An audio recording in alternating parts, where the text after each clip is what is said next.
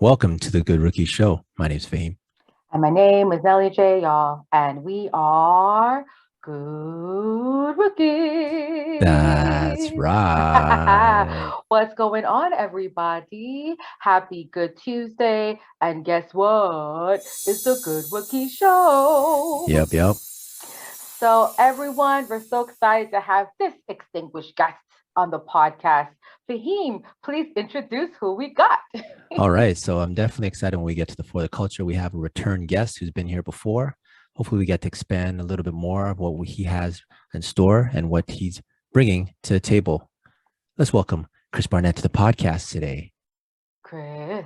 Hey, everybody. Hey, thank you for having me once again on the Good Rookies podcast. I'm happy to be here with Nelly J and Fahim. It's a great platform to be able to talk amongst friends and peers. So thank you for having me again. No, thank you for joining us. And Chris, I have an intro question for you. I'm going to put you on the spot. I apologize, but I just have to do it. Folks, Chris has no idea what I'm going to ask him, but I'm going to get it out now because I think everyone wants to know, Chris, who are your favorite teams right now in the NBA, Eastern Conference and Western Conference to make a championship push? Ooh. I've got four in the Eastern Conference that I think four push as of now. Four. Okay. Philadelphia 76ers, the Milwaukee Bucks, the Boston Celtics, and the Brooklyn Nets, I think, are going to be very good in being able to match up with any opponent if healthy, offensively or defensively. Outside on the bubble, you've got the Miami Heat, who I think are going to prove a lot of people wrong again. The biggest question is, though, could they compete with that top four? And then out in the West, it's Golden State to lose. Minnesota looks really interesting. I think they can push. They're young, they're big, they're going to be able to be a defensive monster. They're switchable wings. Memphis isn't going to go away. They're going to get tripped back. But again, it's Golden State to lose. Just phenomenal. And they're deep and it's scary. Wow, that's interesting. You said Golden State to lose. So at this point, you're not interested. No, there's no Clippers for you. Kawhi being back. There's no. A lot of people are pushing Dallas. They got now bigs on their team. I've been hearing folks pushing Memphis. So, put to you, it's the Warriors. It's a bust for them if they can't make it to the finals. Yeah, if they don't make it back to the finals, I do. I think it's a bust. I like these other teams. I really do. But the issue is they don't have Steph Curry. And they don't have the team around Steph Curry. Like, we just saw them annihilate a team with Moses Moody, Jonathan Kuminga, James Wiseman. Like, these are not the namesake Warriors of the last decade. And they're going to come. They're going to be hungry, and they're going to play hard, and they're going to win 55 games. And if you ever listen to Tim Duncan and the San Antonio Spurs, not about winning 66 games. It's about winning 55, getting home court advantage, and getting yourself in a position to make a championship run. And if they stay healthy, I don't see Golden State not doing that. Yeah, that's a good point because I look at, honestly, after Steph Curry leaves, I really want to see like that team transformed into a top three business. Like, not just, they built a great business around Steph, not only winning, because of course winning makes you make more money, but I just feel like what they've done with the Steph Curry era there, I think is remarkable. I think it's historic. And I hope the economics of the NBA studies that, like, they found a formula of success, even just with Steph, also development. We see teams that have great starts, but never have development within the franchise. I think they have both. So I think they're going to be a team to talk about next decade as well. Even when Steph gets older, like, they're going to still be a threat. They have a lot of guys. Actually, Chris, I have a throwback to our last episode. We started it. We were discussing. It was I think a week before the draft, and it was Scottie Barnes and Jalen Suggs. You read your list of what the critics were kind of saying, and it seemed like everyone was leaning toward the Toronto Raptors taking Jalen Suggs. At that time, we had a little bit of pushback, maybe saying it could be, maybe Kuminga might be a better choice. Maybe Scottie Barnes might be a better choice. Season started, and Jalen Suggs really didn't come out with the same kind of fire that the others did. I did ask you on HoopSpaces one time if you were looking to maybe bend a bit, and you said, well, you're going to give us, just paraphrasing, kind of give him more time, and you had a reason of why you thought maybe Jalen Suggs might be that better pick. Here we are. Season is gone now, a full season. I just want to know, are you willing to maybe bend back with the Jalen Suggs? Well, I can admit that last season, production wise, I was wrong. Scottie Barnes had a better season. When you go into a draft, you go into what you think the team's biggest need is. And to me, the team's biggest need was to have a guard not named Fred VanVleet, because you're not going to have Kyle Lowry.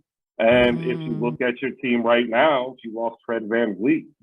Yeah, great. Scottie Barnes is going to be a good player. Toronto's not dangerous without Fred VanVleet averaging 3 to 4 3-pointers a game. So to me, I understood, in my preference, I would have rather had another guard to actually take Fred VanVleet's place as he replaced Kyle Lowry, because to me, you already had wings that were starter worthy with OG Anunoby and Pascal Siakam.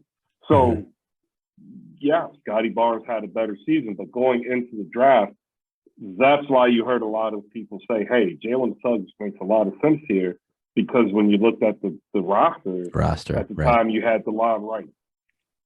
That's a fact. I get it. That's a fact. And I remember Malachi Flynn, that was his first year in Tampa. We had Jalen, who was, he got a year suspension. He's now, I think he's with the Knicks. I don't know if he's made the team or roster, but I know he got a contract with them for preseason. So yeah, I mean, the logic makes sense. And that's why I was saying, to your point, Chris, I think he would have been a great fit, logically. I just don't know if Jalen would want to stay in Toronto, right? I think when you're in a mid-market team like Toronto, you have to draft guys that, yes, fit your market, but they want to invest in it. They believe in the system. And we see people, especially now in NBA, players are pushing out of teams. Like, this is the new era of player. And, yes, John Wall, these guys have more power, but I just was like, do we invest in a guy? And then he just, once he's free agent, he wants to go, right? Scottie Barnes likes the system and likes Toronto. So I'm not sure, maybe that's what happened, but I know a few guys who worked with Scottie Barnes when he was in high school, they said that when they had a camp, they asked these players, like, which player do you want to play with, like in a tournament? And they all said Scottie Barnes, because they said he's just a winner. Like, he's a go-getter. His energy is contagious. Like, he's a guy that people want to play with. So I can see when Masai interviewed Scottie Barnes and interviewed the other guy, they're like, yo, Scottie, he probably definitely left a mark. Because I know we spoke with Kuminga and Scottie Barnes prior to the draft. And so I'm sure Scottie Barnes left an impact on Masai and Bobby. So yeah, I'm sure it wasn't just beyond that. Jalen Suggs, he came from a smaller school. Gonzaga is nationally known, but still a smaller school. I don't think he would have had a problem staying in Toronto had he had success. And remember, he was injured. Like that's what ended up happening. He was injured in training camp, and then he re-injured himself early in the season. So he just never really had a shot to have any type of consistency. I will say Cam Reddish was also talked about in such high esteem, asked about from other players, what player would you play with? What player other than X player would be drafted first? And they said Cam Reddish. And what it comes down to in the NBA, and a lot of players will tell you, it's a league about, availability, but it's a league about opportunity. Suggs was injured in training camp early, aggravated in the early season, so he never really had a chance to develop consistency. Then when he started to be healthy, so was Markelle Fultz. You had Cole Anthony, who had started becoming a more valuable piece to the puzzle for Orlando, getting 30 minutes per game. Franz Wagner had an incredible rookie season. He was in the Rookie of the Year conversation for the majority of it with Scottie Barnes. So when he did get on there, he was no longer a priority comparative to what the team was already trying to build with the new coach, Jamal Mosley. Does he have a role in here now? There's injuries once again in Orlando, and we'll see if he's injured again. Yes. And I think that is really the unfortunate part, is we might not ever actually know, because you need to have the opportunity, and he might not get it. Whereas if he had been drafted in Toronto, he would have had the opportunity, and who knows what happens. But again, like I've said before, Scottie Barnes outproduced, and he had a phenomenal rookie season. He deserved to be the rookie of the year. And if we all did it again heading into the draft, we all would still say the same thing, because that's just what it shows when we look at a team for a need perspective. Yeah. And then you ended up addressing it halfway through the season by picking up Gary Trent, right? So, like, it ended up working out great for Toronto. So, if anything, you should be happy. But I feel kind of bad for Jalen Suggs, though, because I think he would have been a great fit in Toronto. And now I don't think he'll have that chance. Yeah. Keep in mind, we did draft, we got Gary Trent in Tampa that season, and then we drafted Delano Banton to help with the guard position. So we did draft a guard. You were definitely correct. Though the guard was needed, but I think Toronto saw Nebraska had a sleeper named Delano Banton, and a few people who seen Delano was like, hold up, this guy has like a lot of trainers are impressed by what he can produce, and they see a big upside in him as well. So to your point, we did try to get a guard last season, because that definitely is a need for guards on our team. So yeah, for sure. Huge. I'm a huge Delano Banton fan too. Another guy out of Nebraska who followed him, Bryce McGowan for Charlotte. I'm a huge fan of his. I think they both have similar games. And Delano's had a great preseason. He just wasn't going to be ready last season. And it's like, that's why when you're looking into it, people were mystified when you had a guard that seemed to fit exactly what you needed, that they passed. But that's why Usai Ujiri is a reigning, executive of the year candidate every year. It's amazing. So definitely Toronto looks, I'd have to say that Toronto Raptors would look much different if we had a Jalen Suggs with his recurring injuries upon injuries, while having Scottie Barnes, who is healthy upon healthy, different trajectory of where they're going. But in the long run, we'll see how this plays out. Nelly J. So there is a NBA watchability list that came out. Yeah. You want to kind of help us out in regards to the bottom 15, because since we were just talking about the Raptors seem to be leading that top 15 list of the bottom most. Top 15. So you mean like we're 16? You're saying we're 16? Yeah, we're 16. We are the leader of the most or least desirable teams to watch. Yeah. Least to watch, watchability. And what's crazy, y'all, this is where you know Canada is not biased. American media, y'all kind of biased. I'm gonna call you it now, but Canada is not biased because this was put out by Canadian folks, TheScore. They're a Canadian company, and they still had Toronto on the bottom. So, because we get every Toronto game, and the viewership is great in Toronto, but on the national scale or North American scale, the viewership isn't so great. So, let's give you the 30. So 30 was the Spurs. I don't think anyone's surprised. They have no one there. The Jazz, the Wizards, Portland, we beat the Kings. Thank God. If we were below the Kings, Chris and Fahim, I would have been upset. We beat the Knicks, who is the most valued franchise in the NBA. Shocker there. And they always get a Christmas game. So I don't know if so it always. Hey, Chris, am I lying? It's because they have the largest population metro center. Exactly. Like they might be unwatchable for the rest of the country, but for the 7 million New Yorkers who are turning in, like they drive the engine. Oh man, it's facts. We beat OKC Thunder, which I think if Chet was playing and he was healthy, wow, that would have been a fun team to watch. The Pacers, the Heat, which I'm surprised about, Magic, Charlotte Hornets, Houston Rockets. We beat the Pistons and Milwaukee Bucks, and then Toronto. Chris, what's your thoughts on the bottom 15? Any surprise here? Any team you would put in the top 15? I'll go to that list in a second, but what's your thoughts on the bottom 15? I'm honestly surprised that Detroit is so low. I thought Mm. Detroit would be in the top 10. Generally speaking, if you get a first overall pick, they tend to garner eyes, whether it's their rookie year or their sophomore year. There's been a lot of buzz about Detroit. They had a fantastic offseason, picking up Jaden Ivey in the draft, picking up Jalen Duren on a steal of a trade, and dumping Jeremy Grant so you get Sadiq Bey more minutes. And like you're saying, hey, we see you building, and then people might want to tune in. So that one kind of surprised me. The other one that surprised me, it wasn't Miami, because a lot of people they don't like Miami. They don't like the idea of Heat culture. But the one that really surprised me was the Indiana Pacers. I thought, hands down, that they would be 27. I thought that only the Utah Jazz and the San Antonio Spurs were going to be deemed more unwatchable. Because this is what this is. This is not a least watchable. This is the most unwatchable. Yes. And they have a history of being thought of as a team who's unserious about competing.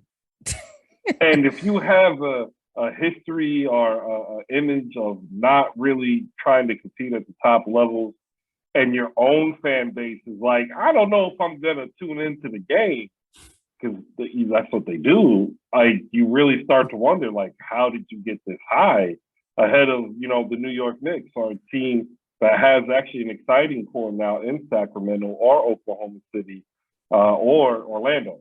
Everybody else, I mean, let's be honest, most of these people aren't watching this because it's a geographical thing. Like, I don't know if you've ever been to Oklahoma City. I have. There you go. Okay, but I'm shocked about the Milwaukee Bucks, though. They were a championship team. They have Giannis, who I think everyone loves. Were you surprised about the Bucks being in the bottom 15?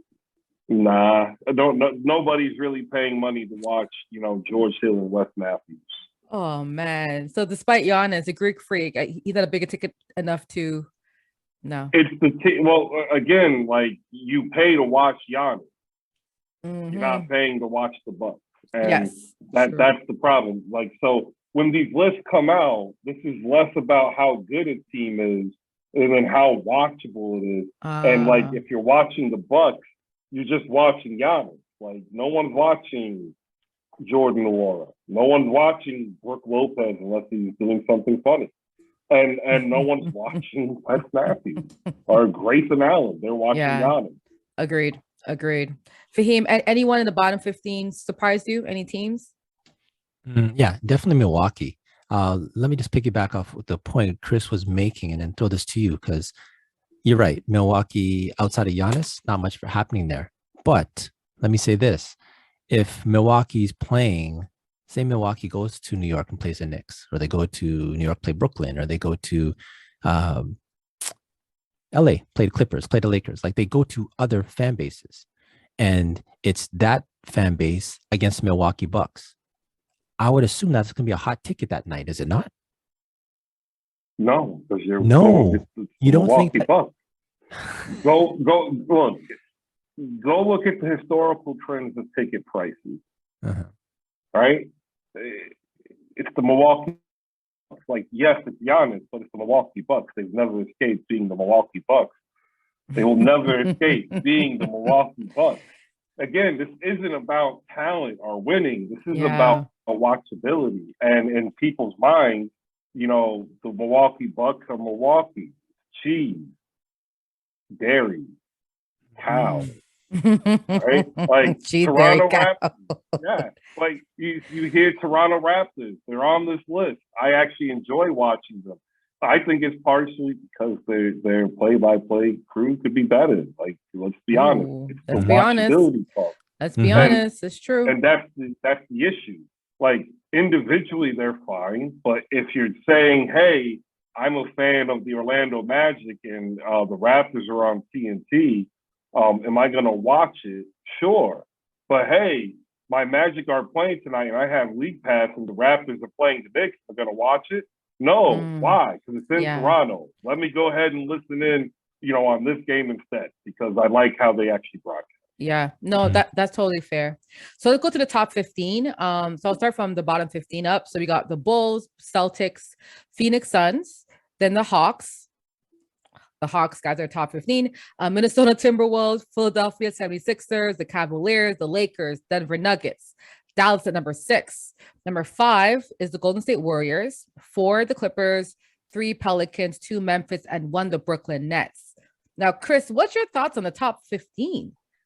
Anything like the order? Like for me, the order is an issue, but anything that you're shocked. The Pelicans are number 3. The Pelicans. I'm not trying to watch Phoenix. I can tell you that much. So I watched about 1,600 games last season. By the time the season was over, right? Not necessarily start to finish, and they have the all offensive possessions, and so I didn't watch the full 48 minutes. Yes. I know what Phoenix is gonna do. Like it's just like not entertaining. So like to me, that's definitely one of the teams I'm throwing on in the morning while I'm on, my elliptical. And I just say, I just got to get through Chris Paul grimacing through some of these offensive highlights. And then it's going to be Devin Booker for 3, Devin Booker for a drive, Chris Paul grimace, and maybe an Ayton dunk. And like, it's so repetitive. And they've been doing it now for 3 years under Monty Williams. It's a purist aesthetic, but basketball has moved past the purist age and has now really gone into heliocentric age of high volume entertaining scoring, which is why you see New Orleans up there because they have 2 players that individually can give you that high volume entertaining scoring in Zion Williamson and Brandon Ingram. Add in the fact that they've got like 3 shooters who can catch hot on any night, and there you go. You have Dallas up there because Luka is a star. Yeah. Like, if you've ever watched him play, the only thing you can complain about is him complaining to the refs. Everything else, and his defense, but everything else is phenomenal. Minnesota, that's a new one. Shout out Anthony Edwards. That's all you. That's all Anthony. Thank you. Because I'm like, this is all Ant-Man. He is the one. That's well, his team too. And Gobert. If Gobert's not there, I don't think they'd be through this. No one's watching. No, but I think you don't no think one that watches makes for them a better Gobert, team? Fahim. No? Okay. Like that Gobert, I mean, Utah had Gobert and Donovan Mitchell. I guarantee you when they had them together, they wasn't top 10. You know what I mean? Watchability, yeah. Also, like Chicago, they too, like I said this on HoopSpaces, there's something about Chicago that I look at them and I'm like, you're gonna win 48 games, and that's it. And that's it. And like that doesn't interest me. So like I'll watch it, but I'm not like necessarily saying that's not invested. Yeah, for sure. I would say the only team that I was surprised about the order because I thought you see Golden State a bit higher because of Steph to be like top 3. No, that's Golden State fatigue. Yeah, so I thought they'd be a bit higher, but the Clippers being top 5, I get it because Kawhi, Paul George, I think, and then John Wall, and Memphis, I get that. Brooklyn Nets having KD, I think everyone wants to see what's going to happen with the Kyrie and Ben Simmons experiment. So them being number 1 makes sense, but I think I'm very surprised that Atlanta Hawks guys. I don't even think their tickets are. I don't know. Their ticket prices are very low from what I was. They're not told. even popular at home. And most fans in Atlanta don't even like Atlanta Hawks. They like other. No, they don't. They're not even fans of their team. Like the games are empty. They're getting there. Okay. But top 15 though, watchability. You think is it because Trey? Like I've watched them and I'm not like, oh, I want to watch them again. That's why I'm wondering. Well, they had a run to the Eastern Conference Finals, and I think it came a season too early in terms of where the team was on this building, right? This rebuilding process. Because when they traded Luka for Trey, because remember Dallas drafted Trey, that was a draft day trade. They started this rebuilding process, and they got ahead of themselves. So then the following year, they thought they were in a place where they weren't in reality. So now they're like, well, we found out that doesn't work. And then they go get who I thought should have won the Defensive Player of the Year award last year, and DeJounte Murray, who arguably is top 5 two-way player in the league. Like, right, that'll do it. He put up 20 points a game, 9 rebounds, 8 assists. You know, it's phenomenal. 2 steals per game. Led the league in steals. Guarded 1 through 3. Was the best player on San Antonio. And you add him, you automatically make a top 7 league-wide backcourt, argumentatively. And you know, you see them gel, and they could be potential top 3. So that makes them exciting. If you add in what they did in the offseason with Trae Young nutmegging, you know, random dudes at Pro-Am, you had DeJounte Murray bouncing the ball off of people's heads, you know, and starting to talk, you know, hot on Twitter, getting spicy. Yeah, they're definitely going to be up there. And the cool part about it is one thing the NBA has missed for a while is a true villain team. and this can be that squad. Yeah. People can hate watch the Atlanta Hawks and not feel guilty, right? So that bodes well for entertainment purposes.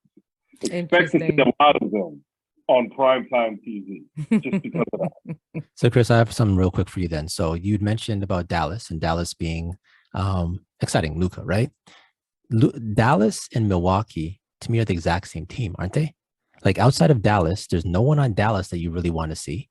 And outside of Giannis, there's really no one else. So why would, like, just real quick, what's the difference between the two? The style of game. Luka is a ball handler who can shoot, and he gets better high entertainment assist, right? Right. Alley-oops, no-look passes between the legs. Giannis is a throwback. Like, Giannis really is what was the best of basketball, with a combination of athleticism and physical dominance. Yeah. What a good breakdown. Love that breakdown. Yeah. All right. So, Nelly J, let's go to For the Culture. For the culture, we like to highlight individuals for the culture. And today we get to highlight the king of HoopSpaces himself, Mr. Chris Barnett. So, Chris, you had a vision. And I remember on our last episode, y'all, please watch back that episode. It was a great episode where you broke down, you know, the history behind basketball and why you started watching basketball. And I remember when you kind of spoke about HoopSpaces, what you want to do on it on Twitter. And we're like, okay, let's see. And a year later, it's the birthday passed, but your baby is now expanded, right? Into other spaces and other groups, other fan bases. So walk us through that journey of hoop. And guys, he covers all hoop. It's not just NBA spaces. It's not just WM. He covers all levels of hoop basketball. They do draft. They do everything. So he's truly a basketball fan, not just about, you know, the NBA. So please walk us through your journey with HoopSpaces and the vision behind it again, if you don't mind doing that. Yeah, it's born out of what I think is necessity. There's a large population of basketball fans that don't really partake in modern media, like ESPN, Fox, you know, NBA TV, or even some of the written platforms online who have ventured out to do like YouTube and stuff. And it's because to streamline success and get clicks and get higher ratings, be successful, you need a driving mechanism. And it ends up being one of two things usually. It's either narrative driven, right? Where you're creating sides, and it's not for conflict, but it's to elevate certain specific wants and desires. ESPN might put, you know, 3 teams on Friday nights for a month because they know that's going to drive engagement. And then because they know they're going to put those 3 teams, subsequently, there's going to be 2 or 3 articles per team throughout the week leading up. It's building up a narrative to engage and get people to buy in. And then the other one is conflict. And you see this in shows like First Take or Undisputed, where you are emotionally charged atmosphere, and you are intentionally antagonizing or instigating for an emotional response, which creates an emotional connection, which, people end up needing or thinking they need as coverage. And I think that's fine if that's what you want to do. But there is the lost art of conversation, and there's a large section of fans who are craving that type of interactive conversation. They want to hear an idea in its infancy. They want to be able to flesh out that idea, have a substantive, interactive conversation with people who know what they're talking about, who are respectful. And that's what I was missing.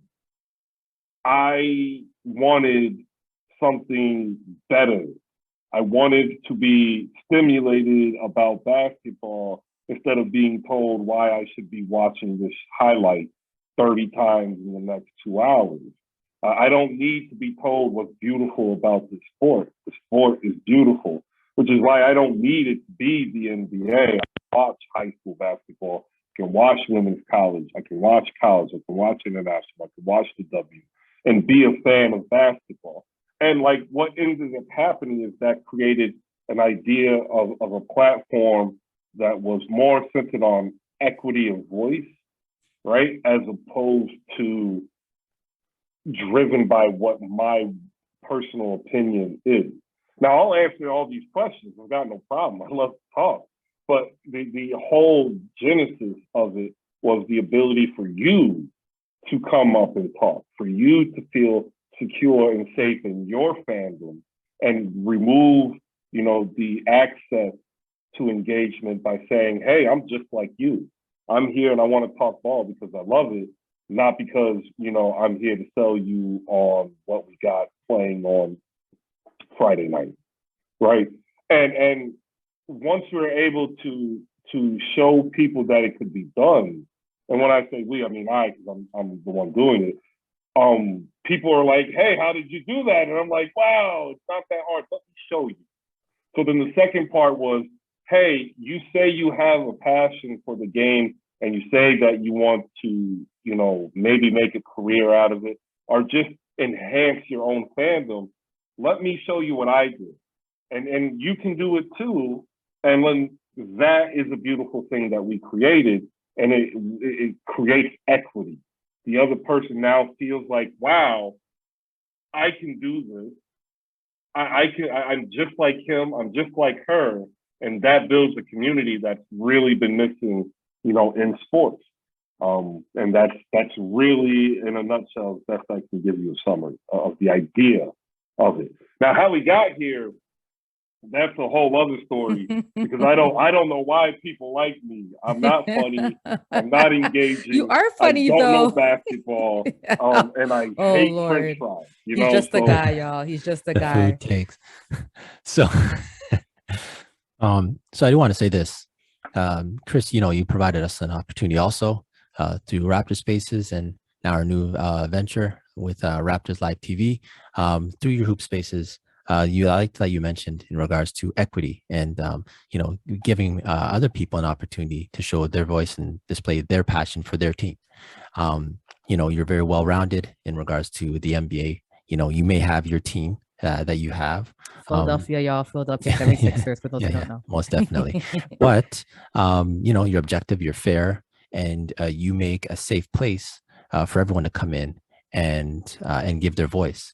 So, I mean, a lot of people maybe aren't aware of what's happening on Twitter because you mentioned about the other outlets such as First Take and, First Things First and all these other morning ones are sort of mainly driven off of, debates and hot takes. What I do like is yours is not driven off of that. It's driven off of, like basketball decorum, great conversation, bad food takes here and there, but everybody's a critic. But I must say, you've created your own platform. What I do like is that what you're doing it's different. It's very easy to get in there and have, cafeteria type jargon. You get in there and you really just create a platform for everybody who likes basketball and enjoys hearing basketball to speak. So I just want to salute you on that in our For the Culture segment, most definitely. Everyone, they can definitely catch you out on Twitter for Twitter Spaces. We'll have the link in there also, so they can join the community also. And Nelly J, anything out on the way out of For the No, Culture? I think you said everything that I want to say, but Chris, I think you spawned a whole movement on NBA Twitter that I don't think you even realized. And I think you spawned people to be confident to speak about sports for women and for men. So it's not just about hoop spaces. It's like you're creating an actual whole new division. Like before you were there, it wasn't like that. You know what I'm saying? So please pat yourself on the back, every day. But guys, Monday to Friday, 10 o'clock, be on Twitter, Hoop Spaces. We'll have all the information to follow him. And anything you want to announce, Chris, before we go to That's Absurd, anything you want to announce before we go to the next segment in the For Culture? We've got a lot planned. We'll have a newsletter. If you're tired of having to go through 20 different places, we're going to have an aggregated newsletter. I'll have some own written work up there that's pretty much non-biased. Just to have a template for others to come in and who want to learn how to share their passion for the game. And then we'll take it from there. There has been, some preliminary talks with some people, and we'll see if anything good comes from that. Positive, manifest all that. That's right. Put the positive energy out there. All right. Let's quickly go to our last topic, which is That's Absurd. That's absurd for him, bro. What was absurd this week? What was absurd? The Denver Nuggets mascot, Rocky. He's the highest paid mascot in the NBA at $625,000 per year as a mascot. Absurd. Good for you. Any thoughts for him? Sorry. Any thoughts, Chris, on this mascot? Are you shocked when you saw this? You thought it was crazy? What's your thoughts on this, Chris? No, I'm not shocked at all. Being a mascot is actually a very hard job. Like Boomer is the mascot for the Indiana Pacers, and Samson is the mascot for the Sacramento Kings. So these are two people who are playing or who are performing for a crowd of fans who oftentimes teams haven't been as competitive as the fans want. Like, that's a lot of pressure. Like, you go through in all these commercial breaks and all these breaks and plays, they are out there every game entertaining these fans, right? So if you actually look at it as a performative piece, they're really working a full hour of physical performance. And that's not counting the amount of practice and training they have to do for the stunts that they do, because many of them do their own stunts. There's also a very, very ingrained collaborative approach. And oftentimes they'll be flown out as groups to perform at other functions as well, or even at other teams. For instance, last year, the Clippers, their mascot had a birthday and they flew out like 5 other mascots. And they all performed like basically a halftime variety show, right? So it is actually an intricate ensemble throughout the league. It's also a fraternity.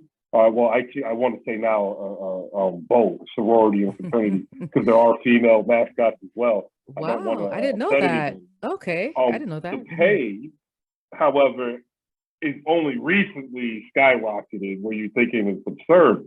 But when I say now, all the amount of work that they do, the paycheck is like, you know what? Okay, they make 1/40th of the star player, yet they're there for 42 home games, performing 60 minutes as opposed to 48. Yeah, no, the breakdown is great. I mean, I'm also concerned. We saw Devin Booker versus mascots throughout the NBA last season. Do you think Devin, do you think mascots can also be a distraction? Devin Booker complained. We saw a few mascots leave the game, leave the court. What's your thoughts on that? It can be if you allow it to be. Some players they have a particular way about them. They don't want to. They have they have a routine. And sometimes mascots will interrupt their routine. And then they will do that routinely. And then that, gets the player like, come on, man. And they get annoyed. But then that mascot is telling the other mascot, hey, I did this to him. It's going to get under his skin. Well, of course they're going to do it. So now you've got a guy who's like anti-mascot and mascots who are anti-player. And then they just go at it. And it's hilarious for us if you know what's going on. But it can get out of hand. And like, there are actually rules, right? They're supposed to follow. And sometimes rules are bent or broken. Well, at $625,000 divided by 42 games, my calculation is approximately $15,000 a game.